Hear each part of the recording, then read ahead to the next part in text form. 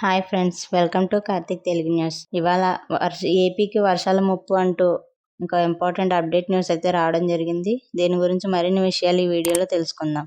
దయచేసి ఈ వీడియోని ఎక్కడ స్కిప్ చేయకుండా చివరి వరకు చూడండి ఫ్రెండ్స్. అలాగే మా ఛానల్ సబ్స్క్రైబ్ చేసుకుని మాకైతే సపోర్ట్ అయితే ఇవ్వండి. వివరాల్లోకి వెళ్ళినట్లయితే బంగాళాఖాతంలో ఏర్పడిన అల్పపీడనం వాయుగుండంగా బలపడింది. సోమవారం సాయంత్రానికి ట్రింకోమాల్కు 450 కిలోమీటర్లు, నాగపట్నానికి 740 కిలోమీటర్లు, చెన్నైకి 940 కిలోమీటర్ల దూరంలో కేంద్రీకృతమై ఉందని అంచనా వేశారు.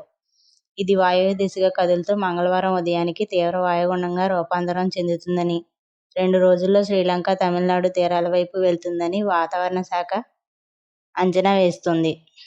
ఈ నేపథ్యంలో తమిళనాడు, ఆంధ్రప్రదేశ్, అండమాన్ నికోబార్ దీవులు, పుదుచ్చేరి ప్రభుత్వాలను అప్రమత్తం చేశారు. చూస్తున్నారుగా ఫ్రెండ్స్, ఇవి శాటిలైట్ దృశ్యాలు. బంగాళాఖాతంలో ఏర్పడిన అల్పపీడనం వాయుగుండంగా బలపడింది.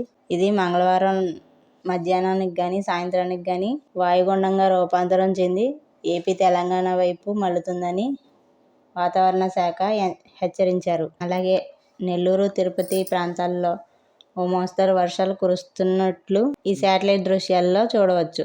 రానున్న 2 రోజుల్లో ఏపీలో శ్రీ పొట్టి శ్రీరాములు, నెల్లూరు, తిరుపతి, ప్రకాశం జిల్లాల్లో ఓ మోస్తరు నుంచి భారీ వర్షాలు కురుస్తాయని విశాఖ తుఫాను హెచ్చరికల కేంద్రం అధికారి జగన్నాథ్ కుమార్ పేర్కొన్నారు. మిగిలిన ప్రాంతాల్లో తేలికపాటి నుంచి ఓ మోస్తరు వర్షాలు కురుస్తాయని తెలిపారు.